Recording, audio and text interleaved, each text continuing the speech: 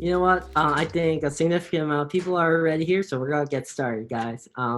But again, thank you guys so much for coming. So, yeah, hopefully this webinar will be able to give you some advice as you're transitioning from high school to college. So I'm gonna hand it off to my friend Chloe here to start. Yeah, hi everybody, I'm Chloe, and thank you for coming. Sorry about the broken link again, but really glad you were still able to make it. And if not, I'm glad you're able to watch the recording of it. So welcome to the webinar today, and we're going to talk about kind of the high school to college transition and kind of our personal experiences and kind of the takeaways we had, after our first year. So how the webinar is going to be broken down today is we're just going to start off with some quick introductions about ourselves, and then we have some pre-selected topics that we're going to discuss. And then we're going to wrap it up with a Q&A session so we can answer any of your questions. And if you do have any questions, feel free to just type it into the chat and we'll try to get to all of them at the end. We are going to try to have a hard cutoff at 9:45 p.m. Chicago time, just to, be respectful of your time. And yeah, so we're really excited and we're going to start it off with some introductions. So I mentioned earlier, my name is Chloe Lim. I major in learning and organizational change, and I was born in Hong Kong, but I grew up in Shanghai. I'm currently in Taipei, so it's really fun. And since today is talking about the transition from high school to college, we thought it would be nice to mention a little bit of some details about where we went to high school for some perspective. So I went to an international school in Shanghai named Concordia, and my graduating class was about 70 people with about 320 people in the entirety of my high school. Hi everyone, I'm Charlotte, and I'm studying social policy and global health. I'm a second year student. I grew up in Hong Kong, was born in LA, currently also in LA. Also another fun story. I studied in Dowsing Girls School in Hong Kong. In my school, it was like a smaller-ish school, 170 graduates in my class and 1,200 students in total. Hey guys, my name is Eddie Wu. I'm a rising sophomore. I'm studying economics and computer science, and I hail from a town called Pearl River, which is 30 minutes away from New York City. I also went to my local high school, which had around 200 graduates, 1,200 total, which is actually relatively small in an American school system. Yeah, so that's about it for introductions. Again, we're super excited to talk about kind of our personal experiences, and we wanted to start off with more a general and broad topic, which is just, the main differences. What was pretty uh, shocking, or the first thing that we noticed or wanted to talk about. And we kind of decided in terms of sizing, it was really different. So we all mentioned we kind of went to like on the smaller scale high schools. So coming to Northwestern, you have about 2,000 people in your class, and so 8,000 people in the undergraduate school. And personally, that is a lot more than my high school. So at first, it was kind of just shocking and something to get used to. But it was actually really nice because there's just a lot more opportunities. You get to meet a lot more people, and the amount of people and the type of people you meet is very diverse in terms of thought, majors, hometowns, and a lot of other things. So it's actually kind of like a hidden great opportunity. And along with that, another big difference for me personally was kind of the whole course registration process. So we mentioned in another webinar, which you guys should all check out if you haven't, kind of the registration and how it's broken down at Northwestern. But specifically today, I want to talk about add drop classes and specifically dropping classes. So in high school, it was kind of unlikely for me to drop a class, just in the sense that um, it's pretty structured, like what I had to take when I was in high school. So it wasn't like I had a lot of options in that sense. So the difference at Northwestern is because you have so many more people and it's like a college, there are a lot more classes, and so it's more plentiful and diverse. So what happened my freshman year was I took this class called turbo microeconomics, which is essentially like it's insane. It's a lot of fun if you love econ or math. But I only took like AP macro and micro in high school. So we covered all of micro in the first hour. And I was like, nope, I can't do this. So after talking to like my family, I found some people that had taken the course before, and also my academic advisor, which you will all get. So don't worry too much about it, because they'll be there to help and guide you. It's kind of their job. I just dropped a class and it felt so good. Me and my friend dropped a class on the same day and we went out and we got like frozen custard. It was really great. We should normalize dropping classes, and it's pretty normalized at Northwestern. And then just like in terms of the quarter system, it's probably different than your high school semester system, if you guys follow the semester system, which Eddie's going to talk about. And then also just like in terms of overall scheduling, the college life is just inherently different than the high school life. And then Charlotte would touch upon that.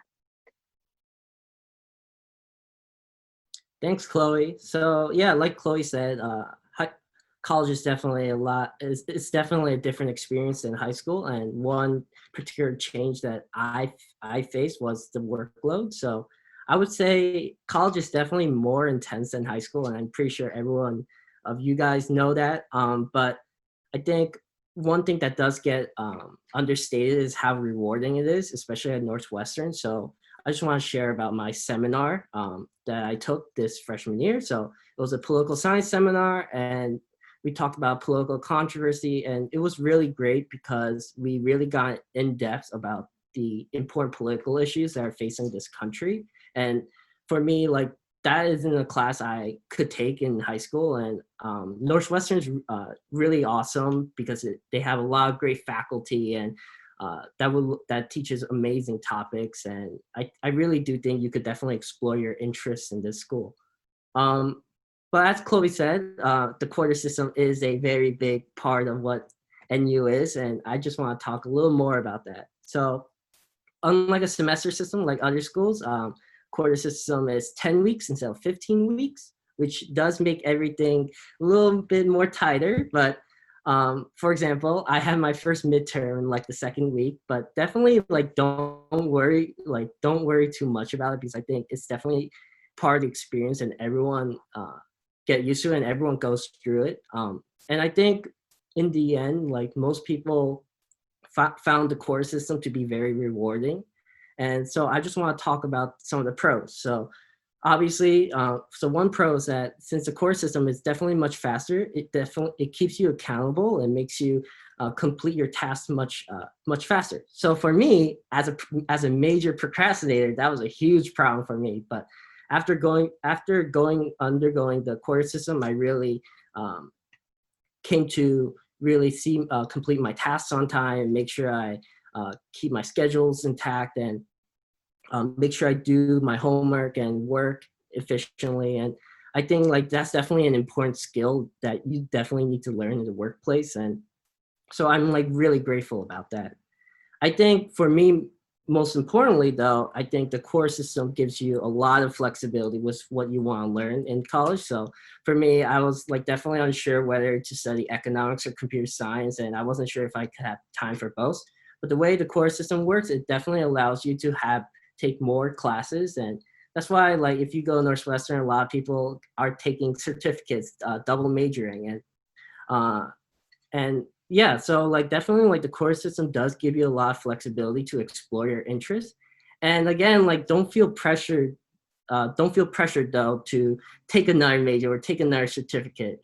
I don't think that's for everyone, but I think the core system is flexible enough that you can make mistakes and take classes that are interesting for you. And definitely the 10 weeks thing. So if you have a class that you might not like, it goes over pretty fast. And so yeah, so that's some great things about the core system.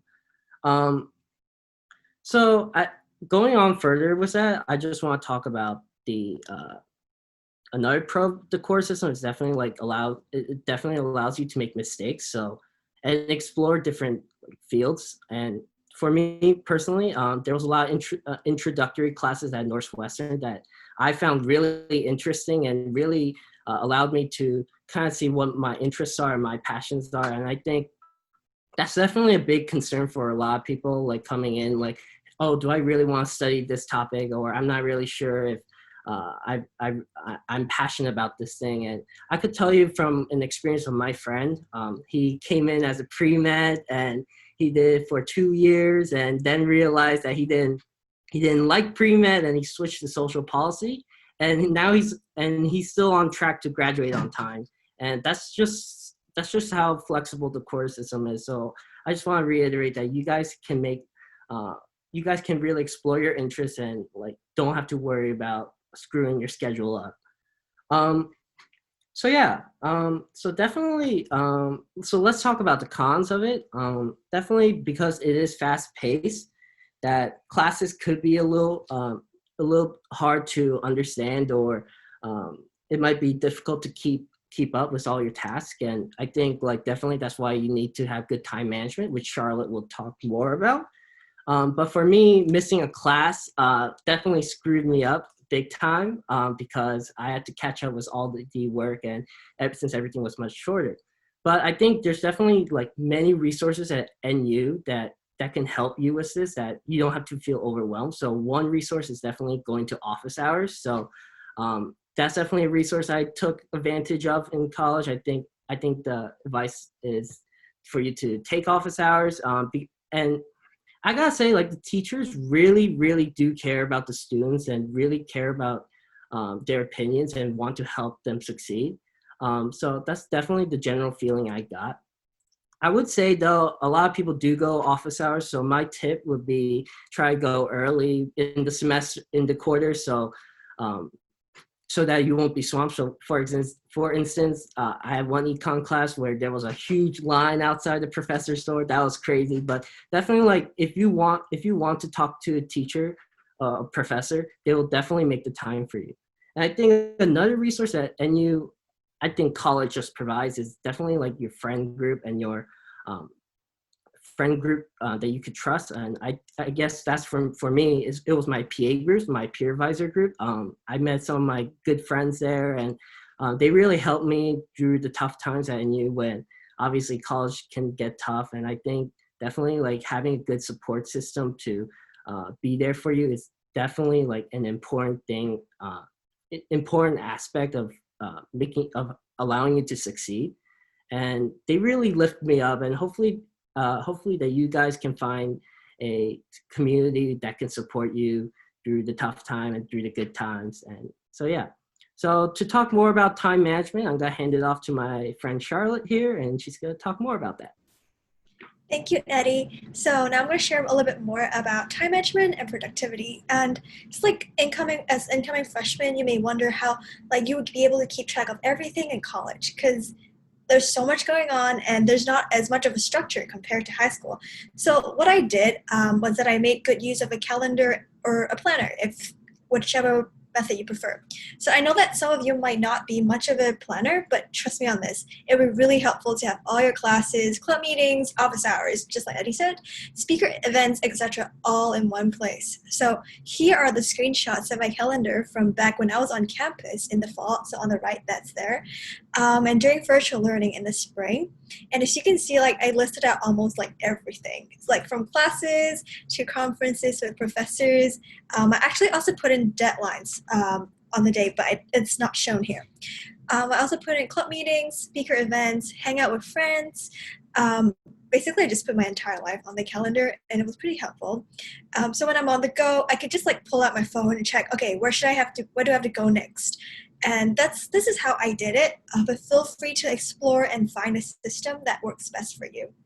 A second thing you might like wonder about, it's like back in the start of school, for me at least, back in the start of school, I didn't know that maintaining a balance between academics, social life, and rest would be quite a challenge. And turns out there are many things to adjust to all at once. For example, the workload, just like Eddie talked about, the mode of learning, and the social scene. They're very different because, like, for example, social scene, there are so many cool people from around the world to hang out with.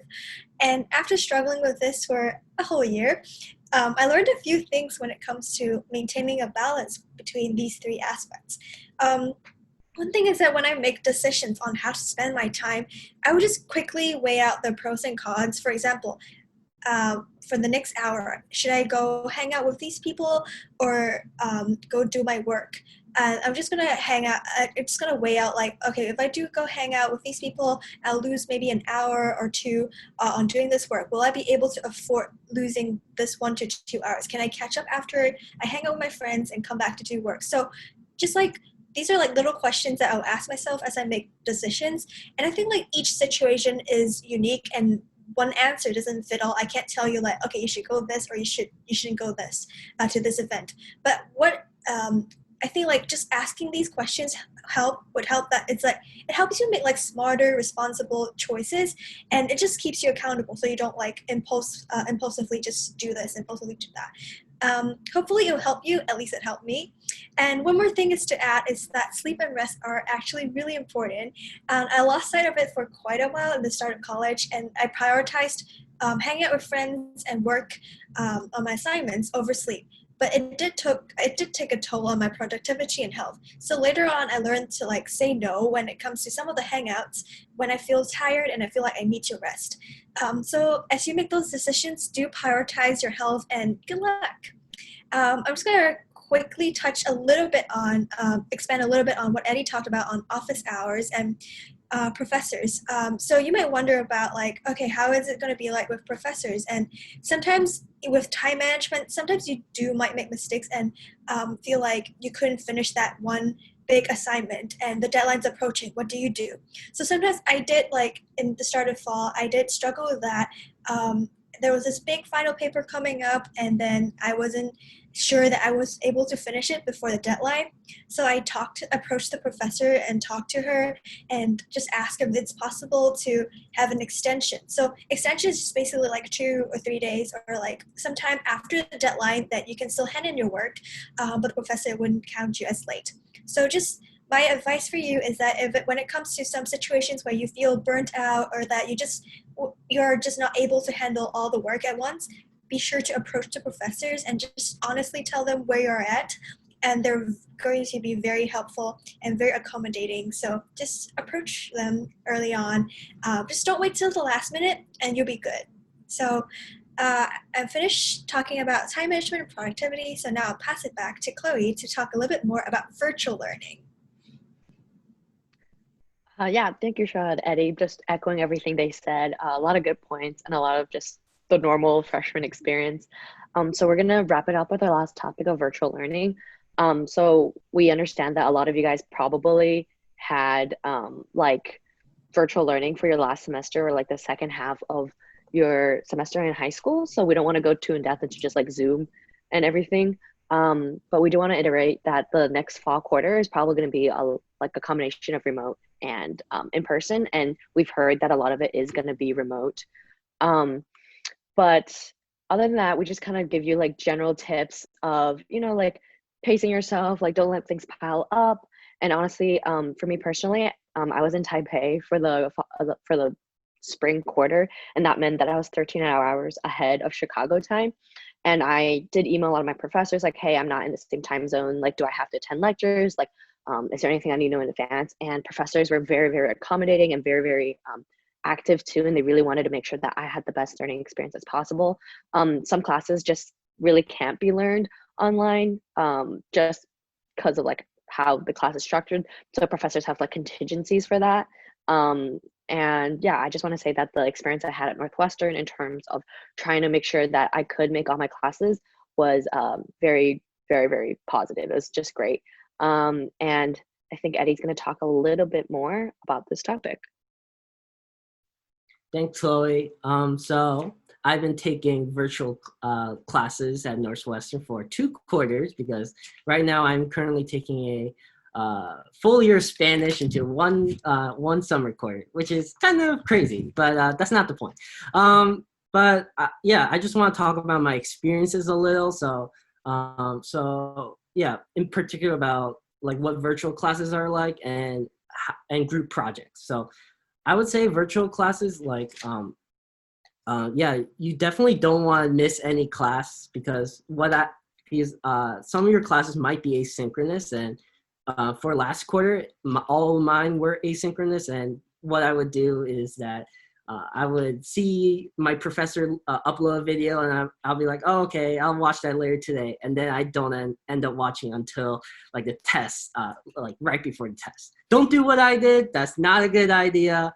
But I would totally recommend that you keep yourself accountable and make sure that you watch the lecture. preferably at the original time, because it definitely prepares you for get you in that habit and prepares you for spring if we do get back on campus. I definitely do think it's good to keep yourself disciplined, and definitely don't do what I did, because it was definitely a stressful week that during that time, watching all those hours of videos. With regards to group projects, though, I think I would say virtual learning kind of makes it difficult. So I took a computer science course this past quarter, and a lot about one important thing about CS is definitely about collaboration. That whole topic, that whole study is about collaboration. And whenever I did projects with my partner, we would often have conflicting schedules, which would make it difficult to work on projects. So it would end up being like we would be time crunched at the end, and we wouldn't be able to meet up again. So I would make sure that you meet up with your partners early, and that you guys know each other's schedule, so that you guys can plan it accordingly. Because definitely like many different problems can come up, definitely in CS for me, like bugs and all that. But I think like keeping yourself prepared for that and having a buffer or some sort, or having scheduled meetings is definitely an important part if you want to do good on your group projects. So yeah, that's really all the advice I have. I'm gonna hand it off to Charlotte. Thank you, Eddie. So we're going to talk a little bit more. So sometimes when it comes to fall, because it's going to be hybrid. So some classes are going to be asynchronous, which is recorded lectures. Some classes are going to be synchronous, so like live lectures. So just be sure to check out and pay attention to whether the session that you're going today is, whether it's live or recorded. It's easy to mix them up, so just be careful. Second point I have is to just it's a little little tip that I used during my virtual learning quarter was that I set out all the alarms for all the classes I was going to take. So because when we're not on campus and we don't have to physically go to classes, it's easy to just forget to go to a class because it's like right there in your computer, on your computer. So what I did was that I set like alarms that are like 5 minutes before class, and at like 70:55 it's going to ring, and then at like 11:20 it's going to ring again. So it's going to remind me to go to classes because it's right there in my room. So alarms do help.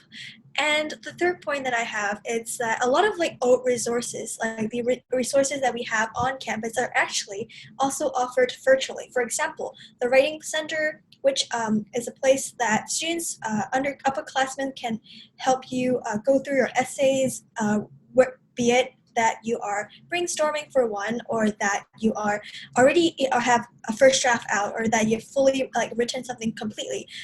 You can always go to these upperclassmen, and it's for free, and they will help you look through it and gives you some advice. And also drop-in peer tutoring. It's also a free peer tutoring session where you can go to like upperclassmen who have taken the class before, and they can offer you some advice and help you with your homework, any questions that you have. It's very casual, and these are all available virtually. So just check out Northwestern's websites and just maybe search Writing Center and drop-in peer tutoring, and you can find these information. Now I'll pass it back to Chloe. Yeah, so I know today we've talked a lot about like changes and differences between high school and college, and it might be kind of like a lot all at once. But we do want to emphasize that this really isn't supposed to be a solo journey. It's supposed to be like a group effort in terms of family, friends, and people at Northwestern, and so on and so forth. So in the spirit of that, we wanted to mention that MakeNew has a program known as Wildcat Pals. You can see right here, it's like a mentorship program for incoming undergraduates. So what happens is you sign up by scanning that QR code or going on the Facebook or Instagram and going on that link, and then you'll be paired with a current undergraduate at Northwestern and MakeNew.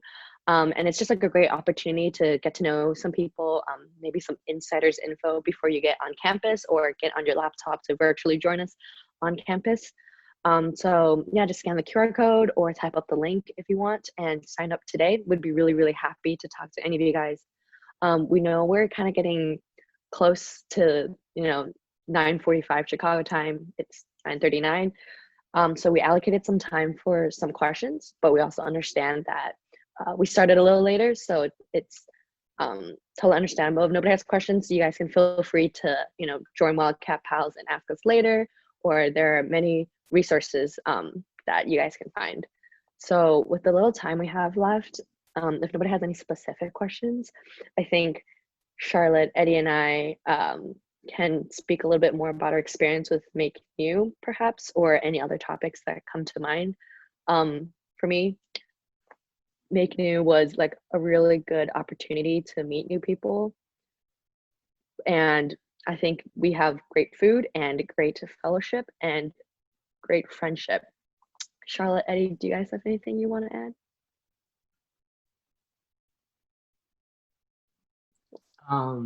They're a really solid group. They work really hard. Yeah, I've never seen such a group that puts in so much work for like just students, and it's really great. We do a lot of fun stuff. We eat a lot of food. I love food, so if you want to go on a food adventure with me, I'm all for it. But definitely, there's a lot of that at MakeNew, and it's more than just foods. Definitely, like they do care about you, and I really felt that.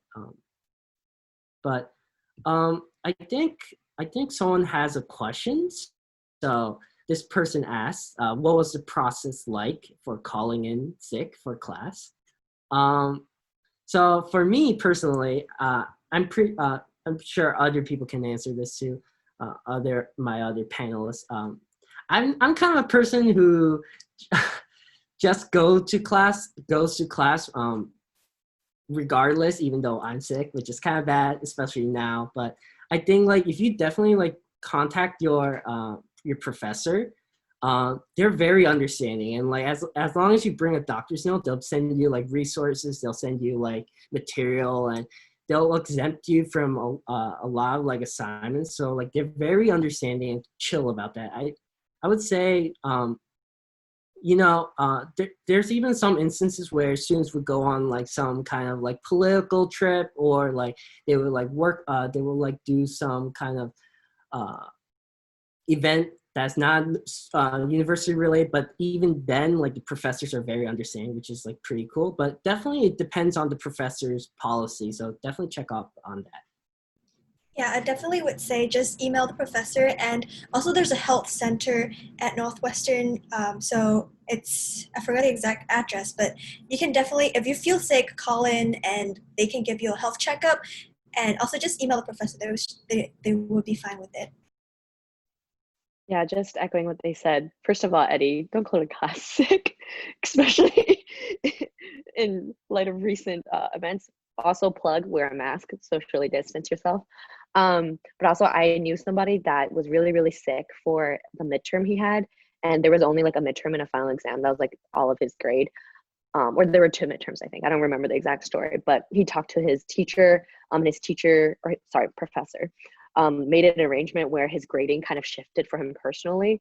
So like try to be proactive. But we also know that like health now more than ever is super important. So just like communicate that. And I do want to add that a lot of professors are pretty clear about their attendance policy at the beginning of the quarter. So like in the syllabus, it'll be like attendance is required. Like we'll post this on Canvas, which is the website we use. Canvas is like the Northwestern's like website login system that they use for students. So it's pretty clear at the beginning, and it's always nice to just make a friend with the person you sit next to, so you can text them like, hey, I can't make it today. Do you mind telling me if I missed any big announcements? I'm not sure if we have another question, but we also know that we only have 2 minutes left. So if you do have a question, feel free to drop it in right now. We will try to get to it. I think that, Charlotte, would you like to speak about your experience with MakeNew? I know me, Eddie, and Charlotte, Eddie, and I kind of joined at different times, and we actually all met before MakeNew, so it was really nice of us to all get here together. So Charlotte, you have any stories about MakeNew you'd like to share? Yeah, sure. I joined MakeNew towards the end of 4th quarter. Actually, Chloe invited me to Grace Point. Thanks, Chloe. And so I just think maybe a fun story. Okay, so one of the mentors on the week of my birthday took me out and bought me boba, and then we just like sat down and just chit chat for like an entire hour until like the shop closes, like it's closed. So I don't know, just like a lot of personal, really like in-depth relationships was built for me at MakeNew, and I met a lot of fun people like Eddie and Chloe, both inside MakeNew and outside MakeNew. So it's definitely a fun place to meet people, find community, because I think when you first got to college, everything's a little scary, and it's totally fine that it's scary.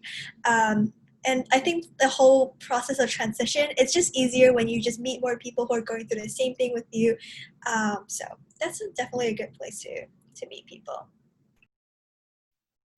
Yeah, so thank you all of you guys for coming to the webinar today. If you guys have any more questions, again, like feel free to ask any of us, and we'd like to plug again the Wildcat Pals. You can scan the QR code. All the info is also on the Instagram and the Facebook, which you guys should all follow. It's a great time. Yeah, we just really like to emphasize our time at MakeNew has been really, really positive, and it's just a great way to meet new people, to perhaps like explore your faith or just find this community, and also like eat great food. It's a great added bonus. So thank you all again for joining us from wherever you guys are in the United States or beyond. And we really look forward to seeing all of you guys, sign up for Wildcat Pals or seeing you guys on campus or on Zoom. Thank you.